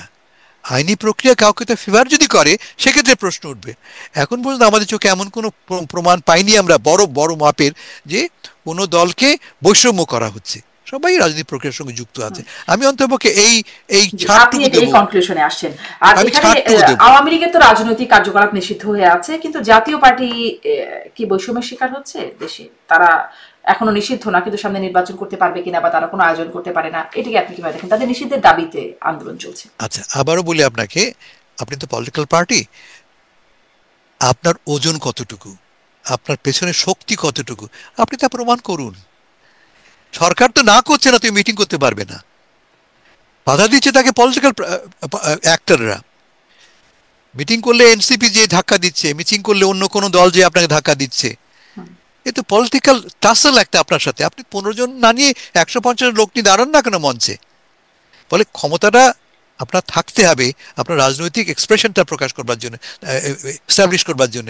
জাতীয় পার্টি তো পারছে না, তার নিজেরাই বিভক্ত, 14 রকম ভাগে তারা বিভক্ত হয়ে আছে, তাদের কি পলিটিক্যাল ওয়েট আছে এই এই মুহূর্তে? তাহলে যদি এইরকম 14 রকম বিভক্ত একটা দল, যাকে আসলে শেখ হাসিনাও জিন্দা লাশ বলে গিয়েছিলেন জাহাঙ্গীর কবির নানকের সাথে ফোন আলাপে, তাকে নিষিদ্ধ করার জন্য এত উঠে পড়ে লেগেছে কেন? একদম রাজপথে নেমে গেল জামাত সহ ইসলামী দলগুলো, বাকি বাকি আরো এইটা দাবি সহ। প্রমাণ করবার জন্য, যে আওয়ামী লীগ এবং তার দোসররা, জাতীয় পার্টি তো আওয়ামী লীগের দোসর, আওয়ামী লীগের দোসররা এই নির্বাচনী প্রক্রিয়ায় অংশ নিতে পারবে না। এটা তাদের লেজিটিমেট, আমি মনে করি, একটা পলিটিক্যাল ডিমান্ড। এরা সবাই গত 15 বছর এই স্বৈরাচারকে ঢাল হিসেবে দাঁড়িয়েছিল। ফলে আমি দাবি করতেই পারি একে আমি চাই না। দাবিটা মানা হবে কিনা পরের কথা, এটা কতটা ডেমোক্রেটিক এটা পরের কথা, দাবি তো করতেই পারি। আপনি অস্বীকার করেন যে জাতীয় পার্টি আওয়ামী লীগকে ডিফেন্ড করেনি, তাকে প্রোটেক্ট করেনি, এবং এখনো এক অর্থে করে যাচ্ছে। ফলে অন্য পক্ষ, এগেইন, এটা একটা রাজনৈতিক প্রক্রিয়া, ইটস এ পলিটিক্যাল প্রসেস। এই প্রসেসের মধ্যে আপনাকে অ্যাসার্ট করতে হবে, আপনাকে প্রমাণ করতে হবে যে না, আমি এনাফ ওয়েট ক্যারি করি, যে ওয়েটটাই আমাকে রাজনীতিতে আসন তুলে দেবে। আমাদের দেশের রাজনীতিতে অনেক অনাকাঙ্ক্ষিত, নজিরবিহীন বা ধারণাই ছিল না এমন অনেক ঘটনা ঘটে যায়। গণ অভ্যুত্থানও একটা অনেকের চোখে এরকমই ধারণার বাইরে একটা ঘটনা ঘটে গেছে। সামনে আবার এরকম ধারণার বাইরে কোনো ঘটনা ঘটে গেলে এই যারা গণ অভ্যুত্থানের পক্ষে ডক্টর ইউনূসের সাথে সঙ্গী হয়ে যাচ্ছেন আসছেন, তাদের সাথেও এরকম আচরণ হবে না তো? মানে এক সময় কিন্তু আপনার মনে আছে নিশ্চয়ই, গয়েশ্বরচন্দ্র রায় বলেছিলেন যে এখন ছাত্রলীগকে বা আওয়ামী লীগকে নিষিদ্ধ করা হচ্ছে, ভবিষ্যতে আমাদের করা হবে না, তার গ্যারান্টি কি? গয়েশ্বরচন্দ্র রায় এমন একটা বক্তব্য দিয়েছিলেন। উত্তর তো আপনি দিয়েই দিচ্ছেন। যদি আপনি পরাজিত পক্ষ হন, যারা জিতবে তার হাতে আপনার ট্রিটমেন্টটা কি হবে? আওয়ামী লীগ কেন আজকে এইভাবে হয়রানির শিকার? তারা পরাজিত বলেই তো। যদি আগামীকাল খেলা বদলে যায়, খেলা ঘুটি বদলে যায়, এখন যারা ক্ষমতায় তারা ক্ষমতা থেকে বেরিয়ে যান, ফলে নতুন যারা ক্ষমতায় আসবে তারা তো ব্যবস্থা নিতেই পারে, শিওর। কিন্তু আমি মনে হয় না যে ঘটনাটা অত দ্রুত তেমন কোনো 360 ডিগ্রি বদলে যাবে, আমার তা মনে হয় না। যে প্রক্রিয়া এই মুহূর্তে বাংলাদেশে আছে, সেই প্রক্রিয়াটা ডিফেক্টিভ, সেই প্রক্রিয়াটার মধ্যে অনেক অনেক সমস্যা আছে বটে, বাট দ্যাটস প্রিটি স্টেডি। শুরু করি আপনার কাছে, আসলে তো প্রশ্ন অনেক, এটি দিয়ে শুরু করি যে জাতীয় পার্টি এখন খুব আলোচিত একটি নাম, এবং এত আলোচনা, জাতীয় পার্টি বিরোধী, বিগত সময় বিরোধী দলে ছিল, তখনও জাতীয় পার্টিকে নিয়ে এত আলোচনা বিষয়বস্তু ছিল না এখন যতটা আলোচনা বিষয়বস্তু। কিন্তু আসলে বিষয়টা এইরকম যে আপনাদের নিষিদ্ধের দাবি উঠছে, জাতীয় পার্টিকে নিষিদ্ধের দাবি উঠছে, সেটি নিশ্চয়ই খুব সুখকর না। কিন্তু আমি এই প্রশ্নটা করতে চাই যে এত যে আলোচনা হচ্ছে, সেটি থেকে কোনোভাবে আপনারা লাভবান হচ্ছেন? না, লাভবান হচ্ছে না, ক্ষতিগ্রস্ত হচ্ছে না। দল মানেই তো আলোচনা, রাজনীতি মানেই তো আলোচনা। যে দলকে নিয়ে আলোচনা সমালোচনা হবে সেটা রাজনৈতিক দল, আর যে দলকে নিয়ে কোনো আলোচনা সমালোচনা হবে না সেটা তো আসলে রাজনীতি না, অন্য কোনো দল হতে পারে। তো জাতীয় পার্টি তো সবসময় বর্ণাঢ্য রাজনীতি করেছে, শেষের জীবনটা খুব বর্ণাঢ্য ছিল, উত্থান পতন, ছন্দপতন, নাটকীয়তা। জাতীয় পার্টি সবসময় আলোচনায় ছিল। সাম্প্রতিক সময় জাতীয় পার্টি কয়েকটা কারণে বেশি আলোচনায় আসছে। তার মধ্যে প্রথম হচ্ছে বিগত আন্দোলনের সময় জুলাই আগস্টে জাতীয় পার্টি আন্দোলনে পার্টিসিপেট করেছিল, ওটা আলোচনার প্রথম সূত্রপাত। এরপরে যখন আন্দোলনের পরে জাতীয় পার্টি পালিয়ে যায়নি, জাতীয় পার্টি বুক ফুলিয়ে অফিসে গেছে, পার্টি প্রোগ্রাম করেছে, প্রেস কনফারেন্স করেছে, মিটিং মিছিল করেছে, এবং ধাপে ধাপে ধাপে আজকে এই পর্যায়ে আসছে। এরপরে আমরা দেখলাম আমাদেরকে ব্যান করার জন্য আমাদের অফিসে আগুন দেওয়া হলো দুবার, আমাদের অফিসে কয়েকবার অ্যাটাক করা হলো, তিনবার আগুন দেওয়া হয়েছে, 6-7 বার অ্যাটাক করা হয়েছে। এটিও আলোচনার বিষয়বস্তু। আরেকটি বিষয় আলোচনার বিষয়বস্তু, জাতীয় পার্টি বর্তমান সরকারের প্রকৃত বিরোধী দল জাতীয় পার্টি, অর্থাৎ বর্তমান সরকার জামাতের সরকার, বর্তমান সরকার এনসিপির সরকার, বিএনপির সাথে তাদের কথাবার্তা খুব ভালো হয়। একমাত্র জাতীয় পার্টির সাথে তাদের কোনো কথাবার্তা নাই। জাতীয় পার্টি প্রকৃত বিরোধী দল হিসেবে এই সরকারের গঠনমূলক সমালোচনা করছে, পরামর্শ দিচ্ছে। মুক্তিযুদ্ধ যখন আঘাত হচ্ছে, কিন্তু 71 যখন আঘাত কথাবার্তা হচ্ছে, থাকলে জাতীয় প্রকৃত বিরোধী দল কেন হতে পারবে না? কথাবার্তা তো না সংসদে যখন যায় বিরোধী দল সরকারি দলের সাথে কথাবার্তা হবে, এটাই অবশ্যই। স্বাভাবিক। হ্যাঁ, না, কথাবার্তা হওয়াটাই ওটা ওটা আসলে কোনো ক্রাইটেরিয়া না, কিন্তু আমরা যেহেতু আমাদেরকে বাদ দিয়েছে প্রক্রিয়া থেকে, সেই অর্থে আমরা বলছি আর কি আমরা বিরোধী দল, এবং আমরা বিরোধিতা করছি দেশের স্বার্থে, জনগণের স্বার্থে। ফলে জাতীয় পার্টির আলোচনা হচ্ছে। 71-এর মুক্তিযুদ্ধের পক্ষের বিশাল একটা জনসমর্থন এই মুহূর্তে অভিভাবকহীন, এই মুহূর্তে তাদের কণ্ঠস্বর নাই, এই মুহূর্তে তাদের পক্ষে কথা বলার একমাত্র জাতীয় পার্টি আছে। জাতীয় পার্টি মানবাধিকারের পক্ষে কথা বলছে, ন্যায় বিচারের পক্ষে কথা কিন্তু বলছে, 71-এর মুক্তিযুদ্ধের দেশের পক্ষে আপনারা স্বাধীনতার কি এমন পক্ষে। কথা বলছেন এখন? মানে কি কথা আপনারা, খুব ভয়েস কোথায়? না, আমরা আমরা 72-এর সংবিধানকে যখন কাটাছেঁড়া করার কথা বলা হচ্ছে, আমরা সেটা নিয়ে কথা বলছি। যখন অনেকটা সংবিধানে ঘোষণাপত্র, জুলাই সনদকে সংবিধানের পার্ট করার কথা বলা হয়েছিল, সেটা বিষয়ে আমরা কথা বলেছি যে এটা কখনো 17 এপ্রিলে মুজিবনগর ঘোষণার উপরে যেতে পারে না। ইভেন মঞ্চ 71-এ বক্তব্য দিতে গিয়ে যাদেরকে অ্যারেস্ট করা হয়েছে, হাফিজুর রহমান কার্জন একজন আইনের নাম করা শিক্ষক, সেটার বিরুদ্ধে আমরা কথা বলেছি। তো আমরা কণ্ঠস্বর হিসেবে কথা বলছি, যেন এই এই কথাগুলো হারিয়ে না যায়, মুক্তিযুদ্ধের সপক্ষের শক্তি যেন প্যারেন্টলেস বোধ না করে, আচ্ছা এবং আচ্ছা, দেশটাও আমি আস্তে একটু আস্তে ভাগ হয়ে যাচ্ছে। আপনাদের মানে দলের প্রসঙ্গে বিশেষ করে কথা বলবো, কিন্তু আপনি ওই প্রসঙ্গটা আমি আজকে আলোচনার মধ্যে রেখেছিলাম না, কিন্তু তারপরে মঞ্চ 71-এর বিষয়ে আপনি যখন আনলেন, একটু যেটাই আপনারা বিরোধিতা করেছেন যে তাদেরকে গ্রেপ্তার করা হয়েছে, সন্ত্রাস বিরোধী আইনে তাদেরকে গ্রেপ্তার করা হলো, এটা কি আপনি আসলে দেখেছেন তাদের বিরুদ্ধে সুনির্দিষ্ট অভিযোগ কি, বা কি ধারা, অপরাধের নামটা কি, সেগুলো কি স্পষ্ট হতে পেরেছে? তাদের তাদের অপরাধের পিছনে এফআইআর লাস্টে বলা আছে যে তারা রাষ্ট্রবিরোধী, সরকার উৎখাতের চক্রান্তে লিপ্ত। আমার একটি প্রশ্ন আছে, যদি কেউ এই ধরনের কাজ করে থাকে এটা শাস্তিযোগ্য অপরাধ, পুলিশ তাদেরকে আগেই গ্রেফতার করবে অথবা তাৎক্ষণিক গ্রেফতার করবে। পুলিশ তাদেরকে গ্রেফতার করেনি, তাদের গ্রেফতার বা আটক করেছে এক ধরনের মব, এবং মব যে তাদের আটক করেছে এটা ইলিগাল কনফাইনমেন্ট। তারপরে পুলিশ তাদেরকে ওখানে উদ্ধার করেছে, উদ্ধার করে যারা মব সৃষ্টি করলো তাদের নামে মামলা না দিয়ে যাদের উদ্ধার করলো তাদের নামে মামলা দিয়ে দিল।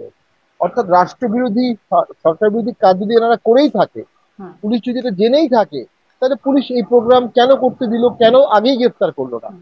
অর্থাৎ এখানে একটা সন্দেহ জাগে যে পুরো জিনিসটাই হয়তো বা আটক করার পরে একটা কনকক্টেড আফটার থট কোনো একটা জিনিস হতে পারে। তো সেটা যদি হয়ে থাকে তাহলে খুব দুঃখজনক। একজন প্রফেসর তো বক্তব্য দিবেন, মঞ্চ 71 বলে একটা মঞ্চ কি হতে পারে না, মানে একটা ব্যানার তো থাকতেই পারে সেখানে। কেন এত বেশি আগ্রাসী মনোভাব? এই বিষয়টার কারণে আমার মনে হয়েছে আচ্ছা, যে পুলিশ হয়তো বা কেন গ্রেপ্তার এখানে করলো, বা আটক মানে নিরাপত্তা দেবার কথা বলে পরে আটক করার পরে মামলা দেওয়া, বিষয়গুলো নিয়ে আপনি বলছেন, কিন্তু আদালতে যাওয়ার পর কি হলো? আদালত কেন জামিন দিচ্ছেন? আপনি আইনের লোক, আইনাঙ্গনে বিচারণ আপনার।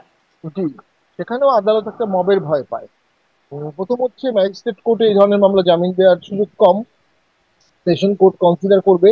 তো আমরা বিগত সময় দেখেছি সেশন কোর্ট এসব মামলায় যেগুলো পলিটিক্যাল সেন্সেশন আছে ইদার ফর্ম, সেখানে জামিন দিচ্ছে না। হাইকোর্টও জামিন দিচ্ছে না, কোনো কোনো ক্ষেত্রে হাইকোর্ট বলেই দেয় আমরা পলিটিক্যাল মামলা শুনবো না। অর্থাৎ বিচার বিভাগ যে স্বাধীন আমরা বলছি, আসলে বিচার বিভাগ স্বাধীন বলার কোনো সুযোগ নাই। তবে হ্যাঁ, 5ই আগস্ট একটা বিশাল পট পরিবর্তন, সেই পট পরিবর্তনের পরে স্বাভাবিকভাবেই সবাইকেই খাপ খাইয়ে নিতে হচ্ছে, এই জন্য একটু সময় লাগছে। বাট অবশ্যই বিচার বিভাগ স্বাধীনভাবে কাজ করতে পারলে আরো অনেকের জামিন হতো। জি, এদেরকে আমি এই বিচার বিভাগ নিয়ে আরেকটু আপনি বলছেন যে আদালত বলে দিচ্ছেন পলিটিক্যাল মামলা শুনবো না, মানে পলিটিক্যাল মামলা বিষয়টা আমরা খুব শুনি কোনো আসি, কোনো কিন্তু ক্ষেত্রে কোনো পলিটিক্যাল কোনো মামলা আদালত বলে তো আপনি মানে ভালো বলবেন, আসলে আইনে তো right, কোনো আসলে ভাষা নাই পলিটিক্যাল মামলা শুনবো না। exactly, exactly. তাহলে আসলে আদালত কিসের ভিত্তিতে বলছেন যে পলিটিক্যাল, মানে পলিটিক্যাল মামলা কি মিথ্যা মামলা, বা পলিটিক্যাল মামলার মানেটা কি? না, এটা আসলে এই ধরনের কোনো এই ধরনের কথা বলা আসলে ওথের ভায়োলেশন। ওই যে মব, ওই যে সরকারি আইনজীবীরা বসে আছে কোন ধরনের মামলা জামিন দিচ্ছে, এবং গত পরশুদিনও স্বরাষ্ট্র মন্ত্রণালয়ের মিটিং হয়েছে, পত্রিকায় দেখলাম, সেখানে বলেছে কি করে এটা জামিন পাচ্ছে। জামিন পাওয়া নিয়ে তারা প্রশ্ন তুলছে, বিচার বিভাগের উপর একটা চাপ প্রয়োগ করা হচ্ছে। এখন বিচার বিভাগে এই চাপের ঊর্ধ্বে থেকে ন্যায় বিচার করতে হবে। যারা বৃদ্ধ, যারা অসুস্থ, যাদের বিরুদ্ধে সুনির্দিষ্ট অভিযোগ নাই, যাদের বিরুদ্ধে সাক্ষী নাই, আই উইটনেস নাই, সাইন্টিফিক ডকুমেন্ট নাই, ব্যালিস্টিক রিপোর্ট নাই, ডিএনএ রিপোর্ট নাই, আপনি কোন বিচারে তাদেরকে বছর বছর আটকে রাখবেন? বেইলের যে গ্রাউন্ড, ওল্ড হলে, ইনফার্ম হলে, ওমেন হলে, বেজলেস হলে, তাকে কনভিকশনের চান্স না থাকলে তাকে জামিন দিতে পারেন। তো সেখানে জুডিশিয়ারিকে অবশ্যই ফ্রি মাইন্ড এক্সারসাইজ করতে হবে, এবং প্রয়োজনে জামিন দিতে হবে যেখানে জামিন দেওয়া, না হলে মানুষের জুডিশিয়ারির উপর আস্থা নষ্ট হয়ে যাবে, আগে যেভাবে নষ্ট হয়ে গিয়েছিল। তারই রিপিট যদি হয়, এটি তো ফলাফল ভালো হবে না। তো আমরা মনে করি judiciary is the last resort. মানুষ জুডিশিয়ারিতে যদি বিচার না পায় তখন সন্ত্রাসবাদে চলে যায়। জুডিশিয়ারি যদি পলিটিক্যাল বিষয়ে সঠিক বিচার করতে না পারে, দেশ নষ্ট হয়ে যায়, অতীতে আমরা দেখেছি। সেই জুডিশিয়ারি জামিনের ক্ষেত্রে, ন্যায় বিচারের ক্ষেত্রে শপথবদ্ধ। তাদেরকে শপথ আল্লাহর কাছে আর নিজের নিজের সোলের কাছে। তো সেই সোলের কাছে যে শপথ তারা নিয়েছে, এটা তাদেরকে মানতে হবে। আর এই যে বিচার হচ্ছে না, এটারও কিন্তু একদিন প্রশ্ন আসবে, বিচার হবে, যে বিচার হলো না কেন, জামিন হলো না কেন, হাত করা পড়ানো হলো কেন, ডিম মারা হলো কেন, আপনারা তখন কি করেছেন, কেন রোল প্লে করেননি? এই রোল প্লে না করার কিন্তু দায়বদ্ধতা কোনো একদিন আসবে। যেমন আগের আগের জন্য এখন দায়বদ্ধতার জায়গায় এক্স্যাক্টলি। আনা হচ্ছে যে আপনারা তখন কি করেছেন, পদত্যাগে বাধ্য করা হচ্ছে, অনেক কাহিনী আছে। যাই হোক, সেদিকে আর না যাই। আরো অনেক বিষয় আজকে আসলে কথার প্রসঙ্গ আনবো বলে ভেবেছি। যেমন এই যে মানে আপনাদের মানে জাতীয় পার্টিকে নিষিদ্ধের বিষয়ে শুরু করলাম প্রশ্ন করাটা, সেটি এখন এত বেশি কেন আলোচনায় আসছে? এই প্রশ্নটির সাথে আমি এই বিষয়গুলো মনে হলো যে অ্যানালাইসিসের জায়গা করতে গেলে এই জায়গাগুলো আসে, যে সম্প্রতি সাবেক প্রধানমন্ত্রী শেখ হাসিনা, পতিত সরকারের প্রধানমন্ত্রী তার এবং জাহাঙ্গীর কবির নানক তার সাথে একটি ফোন আলাপ ফাঁস হয়েছে। সেই ফোন আলাপে শেখ হাসিনা বলছেন জাতীয় পার্টিকে জিন্দা লাশ হিসাবে আখ্যায়িত করছেন, এবং সেই জিন্দা লাশ এখন এসে মানে দ্বিখণ্ডিত হয়ে গেছে, না আর চাপের মুখে আছে, নানান রকম বিষয়। এত কিছুর পরে সেই জিন্দা লাশকে নিয়ে এখন মানে রাজনীতি এত গুরুত্ব পাচ্ছে কেন, বা তাদের নিষিদ্ধ করার জন্য এত, আপনাদের নিষিদ্ধ করার জন্য এত বেশি জোরে সোরে কেন এক বছর পরে এসে? শেখ হাসিনা যখন আমাদেরকে জিন্দা লাশ বলেছে, তখন আমরা তার কাছে জিন্দা লাশ, তার কারণ আমরা তখন অলরেডি তার সাথে বলেছি তার মিটিং এ যাব না। বাইডেন 3 আগস্টে একটা মিটিং ডেকেছিল সবাইকে, ওখানে আমরা যাইনি, এটা তার আগে পরে হতে পারে। রংপুরের মেয়র বাইদিন আন্দোলনে নেমে গেছে, আমাদের ছাত্র সমাজের অনেক ছেলে অ্যারেস্ট হয়ে গেছে। তখনকার ছাত্র সমাজের সভাপতি সে রাস্তায় নেমে মিছিল করেছে, মিটিং করেছে, আন্দোলন করেছে এটার পক্ষে। জাতীয় পার্টি তখনকার প্রেক্ষাপটে আন্দোলন দমনে অবশ্যই জিন্দাল। আরেকটা হচ্ছে, বর্তমানে কেন জাতীয় পার্টিকে ব্যান করার প্রসঙ্গ উঠছে? পিওর অ্যান্ড সিম্পল দুটি কারণে। এক, জাতীয় পার্টি ভোটে ভালো করে ফেলতে পারে, এটা খুব নিশ্চিত কোনো বিষয় না। আমি নিজেও মনে করি না যে জাতীয় পার্টি হঠাৎ করে খুব ভালো করবে। আমরা সেটার প্রস্তুতি নিতে হবে, কাজ করতে হবে, ধাপে ধাপে হবে, তবে করতে পারে। আমি 3 দিন ধরে একই কথা বলে আসছি। সেকেন্ড ওয়ার্ল্ড ওয়ারের পরে উইনস্টন চার্চিলের বিজয় ছিল অবশ্যম্ভাবী। যে হিটলারকে হারিয়েছে সে ইংল্যান্ডে ভোটে হারবে? ভোটে গিয়ে দেখা গেল যে চার্চিলের যে আসন পেয়েছে, লেবার পার্টির এটলি তার ডাবল আসন পেয়েছে। ইট ওয়াজ এ সারপ্রাইজ ডিফিট ইন 1945 আর 46-এ। তো ভোটারের মনে কি আছে বোঝা মুশকিল। যারা জাতীয় পার্টির ব্যান করতে চাচ্ছে, তারা ওই যে 59% আনডিসাইডেড ভোটার, তাদেরকে ভয় পাচ্ছে। তাদের একটা অংশ যদি জাতীয় পার্টিকে ভোট দিয়ে দেয়, জাতীয় পার্টি বিরোধী দল হতে পারে। তাদের একটা অংশ যদি জাতীয় পার্টিকে ভোট দেয়, জাতীয় পার্টি সরকারি দল হতে পারে। এইগুলো ইথারে ভাসছে। আরেকটা কারণ হচ্ছে, ভোটের মাঠে এখন বিএনপি আছে, জাতীয় পার্টি আছে, জামাত আছে, অন্যান্য ইসলামিক দল আছে, এনসিপি আছে।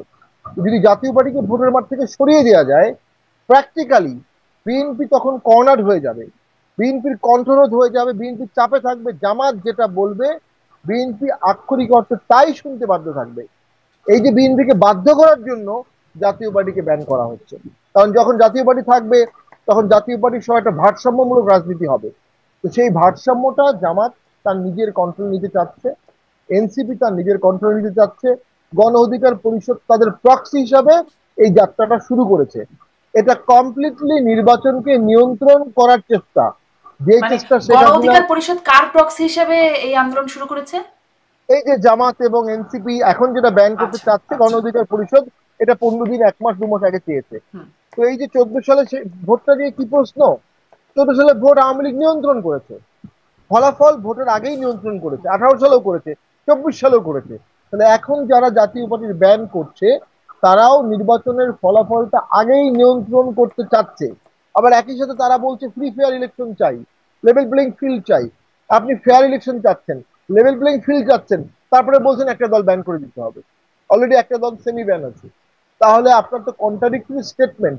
গণতন্ত্রের জন্য যে আন্দোলন হয়েছিল, যারা এই আন্দোলন করেছিল তারা তো বোঝা যাচ্ছে গণতন্ত্রের জন্য আন্দোলন করেনি, তারা নিজের ক্ষমতার জন্য আন্দোলন গেছে। আরেকটা হচ্ছে জাতীয় পার্টিকে ব্যান করলে হয়তো বা ফেব্রুয়ারিতে ভোটটা হবে না, আরো 6 মাস, 1 বছর, 2 বছর, 3 বছর এভাবেই দেশ চলবে। তাহলে কেন গণতন্ত্র কেন ছাড়া, জাতীয় পার্টিকে ম্যান্ডেট ব্যান ছাড়া, করলে কেন সময় লাগবে বেশি? যদি যদি জাতীয় পার্টিকে ব্যান করা হয় আর জামাত বলে আমরা ভোটে যাব না, তাহলে বিএনপি ভোটের মাথায় একা থাকবে, ভোট হবে না। সিম্পল। এখন প্রশাসনে জামাতের যথেষ্ট আধিপত্য আছে, এনসিপির আছে। এনসিপির লোকজন সচিব নিয়োগ দিয়েছে, সিনিয়র সচিব। এটা আমরা আকাশে বাতাসে শুনেছি। সমস্ত ডিসি মধ্যে প্রভাব আছে, ভিসির মধ্যে প্রভাব আছে। তো এই অবস্থায় যদি কন্টিনিউ হয়, ভোটে না জিতেও সরকার চালানোর যে অসাধারণ মজা, এটা এনসিপি সহ অন্যরা পাচ্ছে। তারা ভোট না হলে অত্যন্ত খুশি, কিন্তু সেই হারে বিএনপি এই আনন্দটা নিতে পারেনি। অর্থাৎ এই সরকার আসার সাথে সাথেই প্রশাসনে একটা প্রতিযোগিতা হয়েছে, জামাত প্রশাসনে কতটুকু নিবে, বিএনপি কতটুকু নিবে। সেখানে বিএনপি পিছিয়ে পড়েছে। এবং বর্তমানে যদি এভাবে স্ট্যাটাস কিও চলে, তাহলে জামাতের কোনো অসুবিধা নাই, এনসিপির কোনো অসুবিধা নাই। কারণ তারা ভোটে জিতে সরকার গঠন করলে যে সুবিধা পেত, তার থেকে বেশি সুবিধা পাচ্ছে। ঠিক সেই জায়গাতে জাতীয় পার্টি পথের কাটা হয়ে দাঁড়িয়েছে। জাতীয় পার্টিকে এই জন্য অনেকে ব্যান করতে চাচ্ছে। এটা সম্পূর্ণ অগণতান্ত্রিক, সম্পূর্ণ ইল্লিগাল, সম্পূর্ণভাবে ইমোরাল, অ্যাপলিটিক্যাল। এবং একটা নিবন্ধিত দল আর একটা নিবন্ধিত দলের ব্যান চাইতে পারে না, চাওয়া উচিত না। জি যে আমার তো সেই পাকিস্তান ব্রিটিশ পিরিয়ডের দল, এত সুদীর্ঘ একটি দল আমাদের ব্যান চাবে, আমরা এটা কষ্ট পেয়েছি। জি। আপনাদেরকে কষ্ট মানে আনন্দিত করবার কোনো প্রয়াস কারো নাই, কষ্ট দেওয়ারই হয়তো প্রয়াস আছে।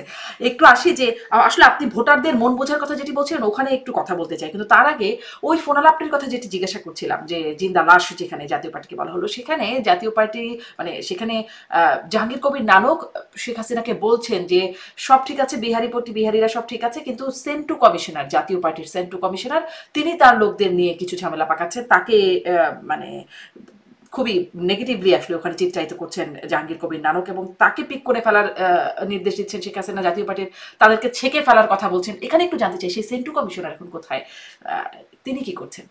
উনি আমাদের জাতীয় পার্টির খুব গুরুত্বপূর্ণ একজন নেতা ছিলেন। ওনার বেশ জনপ্রিয়তা ছিল, উনি কয়েকবার কমিশনার হয়েছিলেন। উনি কখনো রওশন এরশাদ গ্রুপে ছিলেন, এখন আনিস গ্রুপে আছেন। এই মুহূর্তে আমাদের গ্রুপে নাই। বাট ওনার প্রতি আমার পূর্ণ শ্রদ্ধা আছে, উনি আমার ঘনিষ্ঠ মানুষ।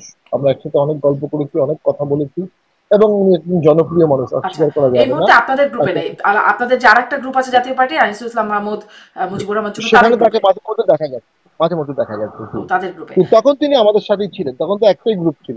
এখন দুইটা গ্রুপ, এই যে দুইটা গ্রুপ হয়ে গেল, আপনি বলছেন যে ভোটারদের মন বোঝা কঠিন, জাতীয় পার্টিকে মানে ভোট পেতে পারে এইরকম একটা আভাস দিচ্ছিলেন, পেলে কারা পাবে, লাঙ্গল প্রতীকটাই বা কাদের? এখন আপনারা তো দুই গ্রুপে বিভক্ত। দেখুন, আমাদের পার্টিতে একটু বেগনারি অ্যাপ্রোচ। পার্টি দেখবে দেশের ল আর পার্টির আভ্যন্তরীণ গঠনতন্ত্র। আমাদের গঠনতন্ত্র অনুযায়ী ডিএম কাদের ছাড়া অন্য কেউ লাঙ্গল পাওয়ার কোনো সম্ভাবনা নাই, কোনোভাবেই নাই।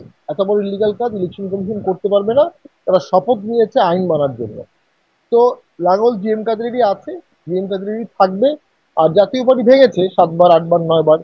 এটা কেন ভেঙেছে? যখনই একটি বিদ্যমান সরকার তার কাঠামো অনুযায়ী জাতীয় পার্টিকে পরিচালনা করতে চায় এবং জাতীয় পার্টির মূলধারা সেই কাঠামো মানতে চায় না, তখনই জাতীয় পার্টিকে ভেঙে ফেলা হয়। যেমন 14 সালে এরশাদ স্যার ভোট বর্জন করলেন, তখন একটা গ্রুপ ভোটে চলে গেল। এরকম অনেকবার হয়েছে। এটা যে শুধু জাতীয় পার্টি হয়েছে তা কিন্তু না। আওয়ামী লীগে যখন ছিল, শেখ হাসিনা যখন আসলেন, তখন তো মিজান গ্রুপ ছিল আওয়ামী লীগে। আবার রাজ্জাক সাহেবের বাকশাল ছিল কাস্তে গ্রুপ। তো কাস্তের কারণে কিন্তু 96 সালে, 91 সালে অনেক ভোট পেয়ে আওয়ামী লীগ হেরে গেছে কাস্তে মার্কার কারণে। তো সেরকম গ্রুপিং ছিল। আবার 111-এর সময় একটা গ্রুপ সংস্কারবাদী হয়ে গিয়েছিল। আবার বিএনপিতে কিন্তু এই কয়দিন আগে তৌমির আলম খন্দকার, শমশের মোমিন, তারা কিন্তু একটা ভাঙা দল করেছে। হুম। এর আগে বিএনপি বি চৌধুরী ভেঙেছে, অলি আহমেদ ভেঙেছে, তো বিএনপিও ভেঙেছে। তো আমরা মনে করি যে শুধু জাতীয় পার্টি ভেঙেছে তা কিন্তু না, অন্য দলগুলোও ভেঙেছে। তবে সামনে আমরা মনে করি ভোটারদের মধ্যে যেহেতু 71-এর চেতনা জাতীয় পার্টি ধারণ করে, লালন করে, এরশাদ স্যারের কথাবার্তা স্পষ্ট বোঝা যায়। উনি মুক্তিযোদ্ধাদের অনেক ভাতা দিয়েছিলেন, উনি মুজিবনগর সরকারের ওই কমপ্লেক্সটা পরিদর্শন করে সংস্কার করেছিলেন। আমি মনে করি মুক্তিযুদ্ধের পক্ষের শক্তি হিসাবে জাতীয় পার্টি বিপুল ভোট পাওয়ার সম্ভাবনা আছে। এবং সেটি আপনি তবে বলছেন আমাদের জাতীয় পার্টি সাংগঠনিক হিসেবে কাঠামো, লাঙল প্রতীক পাবেন জিএম কাদের, এই প্রতীকের অধিকারী। তো সেইটাও যদি হয় তাহলে আপনারা মানে আপনাদের প্রার্থী দিতে পারবেন এতগুলো আসনে, যারা নাম জানা চেনা মুখ, এমপি হয়েছেন, মন্ত্রী হয়েছেন, সবই তো দেখা যায় ওই গ্রুপে, দুই একজন আপনারা আলোচিত ব্যক্তি ছাড়া সবই তো দেখা যায় ওই গ্রুপে। আপনি বলছেন সেন্টু কমিশনার, তিনি ওই গ্রুপে চলে গেছেন। আহ, আপনাদের আছে কি নির্বাচন করবার মতো? আমাদের আমাদের যারা আছে, আম, তারা অনেকেই আগে ভোট করেছেন, সাবেক এমপি এমন অনেকে আছেন, নতুন এমপি ভোট করার সক্ষম এমন অনেকে আছেন। পাশাপাশি আমরা মনে করি যেহেতু মুক্তিযুদ্ধের শপথের শক্তির বিশাল একটি মাঠ ফাঁকা আছে, সেখানে অনেকেই নতুন যোগ দিয়ে জনপ্রিয়, স্থানীয়ভাবে জনপ্রিয় অনেকে ভোট করতে পারেন, ভোটে আমাদের দলে আসতে পারেন। আমরা আশাবাদী আমরা যোগ্য প্রার্থী দিতে পারবো এবং জনগণ ভোট দেবে। হুম। কিন্তু লেভেল প্লেইং ফিল্ড থাকবে কিনা, সুষ্ঠু ভোটের কোনো আলামত আমরা এখনো দেখছি না। আজকে হলো সেপ্টেম্বর, নভেম্বরে তফসিল হবে, এখনো আমাদেরকে ব্যান চাচ্ছে। তফসিলের 2 মাস আগে একটা দলের ব্যান চাচ্ছে এবং সেটা নিয়ে আন্দোলন হচ্ছে। সে দেশে সুষ্ঠু ভোট হবে কিভাবে? সে দেশে লেভেল প্লেইং ফিল্ড হবে কিভাবে? সরকার তো এ বিষয়ে নিরপেক্ষ না, হুম। সরকার এনসিপির সরকার। জি, লেভেল প্লেইং ফিল্ডের কথা বলছেন আপনি, বলছেন যে আরো অনেকেই আসতে পারে আপনাদের দলে, কিন্তু যারা চলে গেলেন আপনাদের দল ছেড়ে বা বিভক্ত হয়ে গেলেন, দল ছেড়ে চলে যে গেলেন কিনা মানে বিভক্ত হয়ে গেলেন আর একটা গ্রুপে ভাগ হয়ে গেলেন, তারা কি আসবেন? তাদের সাথে মিটমাটের কি কোনো সম্ভাবনা আছে? এখন আমার খুব শ্রদ্ধাভাজন একজন ব্যক্তি মিজান চৌধুরী, তাকে নিয়ে 3টা গল্প বলি। যে উনি যখন 91 সালে সংসদে গেলেন, তখন ওনাকে কেউ কথা বলতে দিবে না, কারণ তখন জাস্ট জাতীয় পার্টির পতন হয়েছে। তো উনি প্রথমেই বঙ্গবন্ধুর নামে খুব সুন্দর কথা বললেন, আওয়ামী লীগের এমপিরা চুপ হয়ে গেল। এরপর জিয়াউর রহমানের পক্ষে কথা বললেন, বিএনপির এমপিরা চুপ হয়ে গেল। এরপর উনি বললেন এরশাদকে মুক্তি দেওয়া উচিত, তখন আর কেউ হইচই করলো না। ওনার দুটো বিখ্যাত কথা আছে। উনি দেউলিয়া হয়েছিলেন, চাঁদপুরের বিখ্যাত জমিদারের সন্তান, বাংলাদেশের প্রাইম মিনিস্টার ছিলেন, তিনি কিন্তু দেউলিয়া হয়েছিলেন। তাদের কিছুই নাই, সে সময় এরশাদের আমলে দুর্নীতি হয়নি, তার একটা নিদর্শন তিনি। তো তিনি বলেছেন রাজনীতিবিদরা দেউলিয়া হয়। উনি দেউলিয়া হওয়ার পরে সাংবাদিকদের জিজ্ঞেস করেছিলেন। আরেকটা উনি মজার ঘটনা হচ্ছে, রাজনীতিতে শেষ কথা বলে কিছু নাই। তো আমাদের ক্ষেত্রেও আমরা বলবো রাজনীতিতে শেষ কথা বলে কিছু নাই। রাজনীতি নিষ্ঠুর বাস্তবতার খেলা। আমরা যদি আসন বেশি পেতে চাই, আমাদেরকে ফ্লেক্সিবল থাকতে হবে।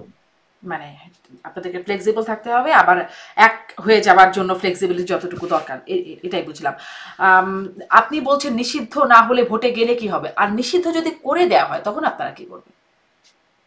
দেখুন, এটা আসলে খুব দুঃখজনক হবে। নিষিদ্ধ হলে আমরা তো কোনো জঙ্গি দল না, আমরা কোনো রেবেল দল না, আমরা কোনো বিপ্লবী সংগঠন না। নিষিদ্ধ হলে আমরা আসলে কি করব? আমরা প্রথমে আইনগত ভাবে এটা প্রতিকার চাবো, ডেফিনেটলি।